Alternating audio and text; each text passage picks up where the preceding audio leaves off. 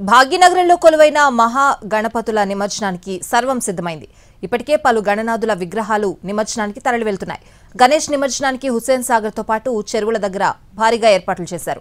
నిమజ్జన ప్రక్రియ పూర్తయ్యే వరకు భక్తులు సహకరించాలని అధికారులు కోరారు. గ్రేటర్ హైదరాబాద్ పరిధిలో వినాయక నిమజ్జనాల కోసం జీహెచ్ఎంసీ పటిష్ట ఏర్పాట్లు చేసింది. హుస్సేన్ సాగర్ వద్ద రద్దీని తగ్గించేందుకు నగరంలోని కీలకమైన చెరువులతో పాటు ప్రధాన ప్రాంతాల్లో పరిశుభ్రమైన నీటితో బేబీ పాండ్స్, పూల్ పాండ్స్ ను సిద్ధం చేసింది.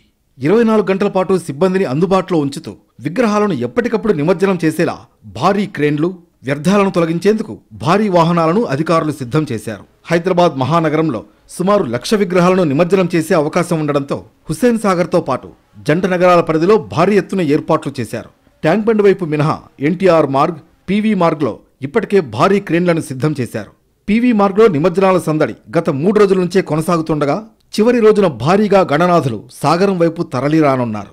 మొత్తం 6 జోన్లలో 5 పెద్ద చెరువులతో పాటు తాత్కాలికంగా 73 కుంటలను నిమజ్జనానికి సిద్ధం చేశారు. శోభాయాత్ర నుంచి నిమజ్జన ప్రక్రియ పూర్తయ్యే వరకు భక్తులకు ఎలాంటి ఇబ్బంది లేకుండా చూసుకోవాలని జీహెచ్ఎంసీ కమిషనర్ ఆమ్రపాలి అధికారులను ఆదేశించారు.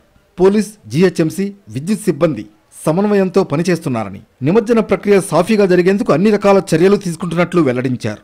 నిమజ్జన ప్రక్రియ సజావుగా పూర్తయ్యేలా భక్తులు సహకరించాలని ఆమె విజ్ఞప్తి చేశారు.